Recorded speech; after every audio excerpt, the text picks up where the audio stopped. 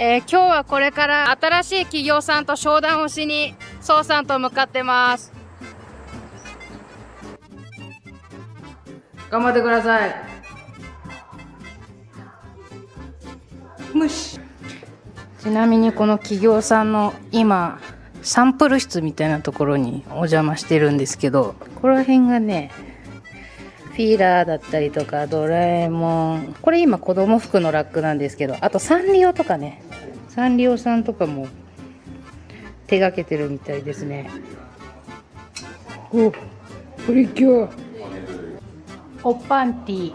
この会社さんは結構ね、布製品というか、子供服から大人の服、あとここに映ってるようなヨガとか、スポーツウェア系の商品とか、服以外にも寝具系全般とか、そういったバスローブとか、なんかパジャマ系もあったの、さっき。ね、なんかジンベエみたいな、そういう系も作ってる会社ですね。これとかもめちゃくちゃ日本で売るようなやつだね。或者是过来谈价格啊，原先10块钱那个不行，你要降到8块钱，这边就不同意啊，过来。但我回。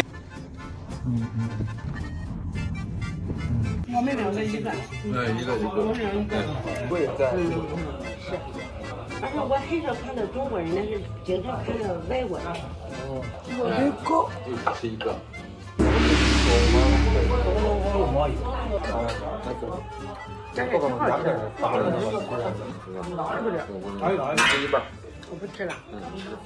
やるじゃないか。今日行く工場はメンズを専門としてる工場ですね。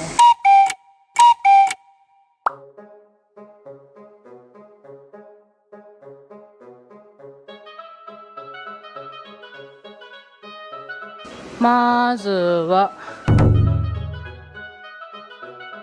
ここは生地が単の状態であるんですけど、それをまず扱いやすいように一定の大きさに裁断したりとか、あとは洋服の型紙ですね、パターンのそのまま裁断したりとかする場所ですね。こういう感じで裁断してます。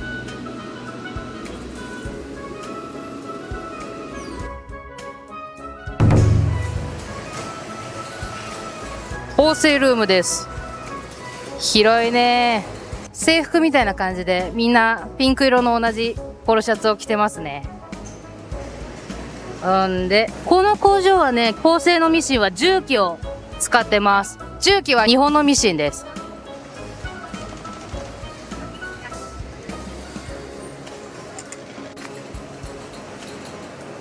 でここはもうほぼほぼメンズ専門の工場になってるので、作ってるアイテムとしてはここにあるようにジャケットとかスーツとか、あとはメンズのカジュアル系のブルゾンとかコートとかもここは作ってたりするんですけど、ほぼほぼジャケットがメインの工場になってますね。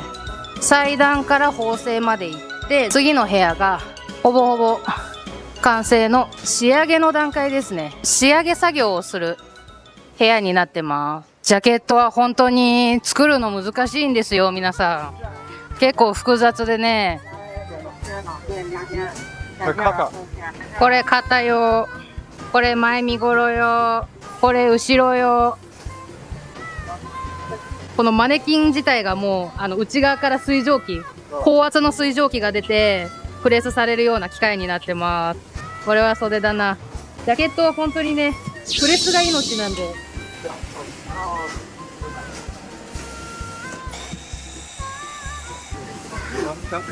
ラッペル。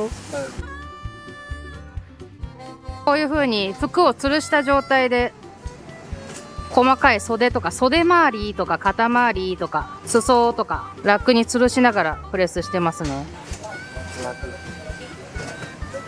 もうここの部屋にいらっしゃる方は本当に仕上げのプロといった感じで、さっきみたいに裁断して縫製して仕上がってきた服を出荷する前にね、綺麗に形を整えてプレスして納品するっていう場所になってます。なんでここは結構大事な作業ですね。変なシワがないかとか、このプレスをしながらちょっと縫製が間違ってるところがないかとか、そういうのも同時にチェックをする場所です。プレスの作業をする場所を超えるともうほぼほぼジャケットっていった感じで、もうあれとか全部納品するやつだわ。すげえ量だな。本当に暑くてここ。一応扇風機とか回ってるんだけど、これ本当にこれぐらいの規模のね工場になると、もうエアコンなんかつけたところでもう効きもしないから。ここの工場さんは中国の国内のブランドも作るんですけど、結構大半がね海外からの受注が多くて、ここら辺のスーツ系とか基本的には海外の受注になってます。ドイツ、イタリア、結構ヨーロッパ系の受注が多くて、ちなみにこの工場は日本の皆さんが絶対に知ってるであろう某ブランドさんも結構作ってますね。特にメンズのアウター系とかは作ってるのをよく見ます。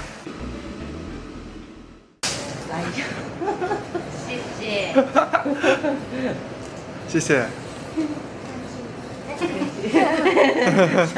甘く思ったら甘くないわ。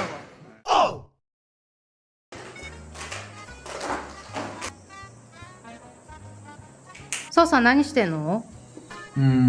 この前商談しに行った会社の提案書を書いてる。この前話した内容をまとめてるって感じだよね。そうですね。いい感じ？順調。これは提案書の件とは別件のデザインのやつだけどね。まあ基本的にデザインを考えてるのは宋さんが主体で、ブランドを運営してるのも宋さんが主体なんだけど、宋さんはちょっとね、絵を描くのがまあ得意ではなくてね。まあ私の方がちょっと絵に関しては得意なんで、宋さんが出したデザイン案とか構成とか思いついたことを、まあうちが実際に目に見える形で書き起こしてるっていう感じだよね。ありがとうね。そう、それはうちのお手伝いできることだからあれなんだけど。紙に書くの？この令和の時代で日本人。紙に書くよ。いや、なんかとりあえず書き出すときはうちはやっぱり紙かな。 iPad もあるんだよ。こっちはね結構なんて言うんだろう、専門的に言うと平面図とか服を縫製するときに必要な図面を平面図って言うんだけど、平面図を書いたりとか、仕様書、デザインした服を作るときに必要な指示書が必要だから、そういうのはまあこっちで私は書いてるかな。まあ私は結構紙で書くのが好きっていうのもあるから。宋さんは提案書書き終わってパターン引いてます。自分うちにあんなこと言っといて紙じゃんか。で、こういうの分かりやすいじゃん。このままの大きさだから。だからこのボタン小さいなとかそういうことないじゃん。はあ？分かりやすいこれ。お前の場合は別に、はあ、うちの場合はこれ必要。分かるか？はあ、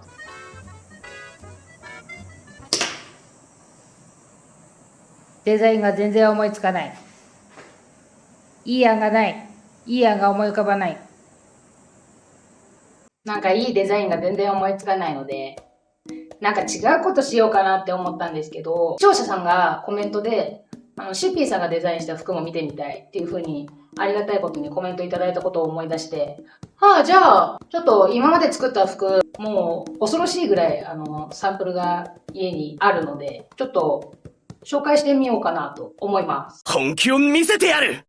何から紹介しようかな。お前今着てんじゃん。これ？着てんじゃん。私が今今日着てるシャツも作ったやつなんですけど、前に結構固めで厚めの麻の生地を使った半袖の解禁シャツっていう感じで、前もボタンじゃなくてファスナーにしてて、YKK の我らが誇る YKK のファスナーを使用してます。テーマなんだっけ？手紙だっけ？この時のその服を作る際のテーマが手紙、一応手紙っていうテーマにしてて、見えるかな？ここに1、2、3、4、5、6、7、8本のステッチが入ってて、これは手紙の、便箋2線が入ってると思うんだけど、あれをイメージして叩いてます。全然目立たないけどね。じゃあテーマだから。一番のポイントが後ろなんですよ、後ろ。見える？見えてる？これお花の形になってて、周りをね、ちゃんとステッチを入れて、中をくり抜いてるデザインになってます。で、ちょっと若干ほつれさせてる加工でね、これ以上ほつれないっていうね、ステッチ入れて、夏の時のデザインなんで、がっつり穴が開いてるからね、涼しいんだよね、これね。そうだね、涼しい。めちゃめちゃ涼しい。あともう一個のポイントがね、このポケットなんですけど、見える？これ。ポケットの袋布をわざと白くして、ちょっとポケットにふって手を入れた時とかに、わざとあえてこのポケットの袋布が見えるように丈感とかもちょっと調整して、これ基本的にちょい短めに作ってんだよね。全体的に背がちっちゃくて大変だね。チビ大変だね。こうやって出て見えるのがポイントです。次はこちら、ロングベストです。で、これはさっき紹介したこの今うちが着てる時と同じ手紙をテーマにした時のことです。これはね、ソウさんのお気に入りだよね。そう。まずは手紙っていうテーマに関しては、ここもね、うん。この前身頃のところうん。に同じ便箋をイメージしたステッチと、あとこれの場合は裾にも入れてるよね。裾には結構大きめに目立つように大きくしてステッチを入れてます。で、もう一個手紙の要素としては、このポケットだね。これ手紙の封筒の形をデザインしてポケットを作ってます。普通のさ、パッチポケットってただの1枚じゃん。こういうふうに。だけど、こういう形してるじゃん。はい。でこう開くじゃん。はい。だからそれをそのままポケットにデザインしました。あとはこれ実はすごい、ここにね、取れるからね。切り替えがあるんですよ。こういう風にね、タッチボタンでくっついてて、バババババって取ると、こういう風になります。で、こうやって、ベストになるんですね。そう、短いショートベストになる。こうやって見るとね、なんかすげえ丈短いように見えるけど、結構幅があるから、割とね、着ると可愛いです。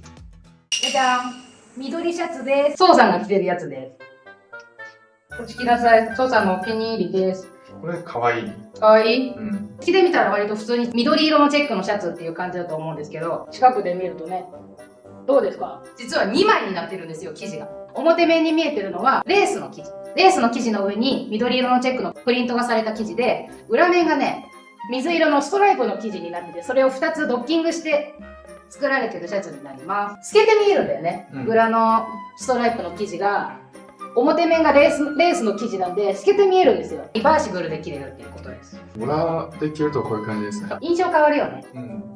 これは割と人気のシャツです。なんか次はソウさんがおすすめしたいものがあるらしい。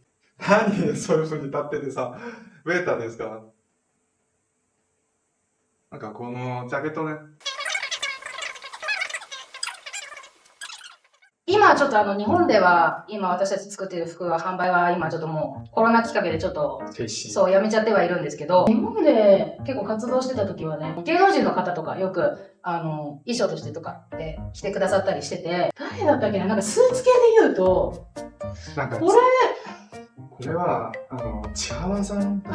これとかは芸人の千原ジュニアさんとかが番組で着用とかしてくださったりしてて、あとはちょっとジャンルで言うとジャニーズの方、ジャニーズ専属のスタイリストさんの方とかと結構よくしてもらってて、以前はねしてもらってて、その時は結構ね着てもらってたね。ちょっとうちジャニーズ詳しくないんだけど、ABCs とかだったっけな、なかなかあとなんかいたな、なんか大西流星。大西流星さんっていう方にも結構ね何度か着てもらったりはしてたかな。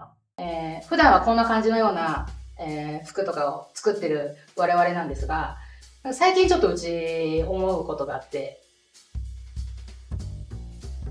ちょっと T シャツ作りたいなって最近思うんだよ。T シャツ？そう、なんかさ、YouTube をやってる人ってさ、なんか T シャツ作るじゃん。パーカーとか作るじゃん。服なんか作るじゃん。あれ、うちも作りたい。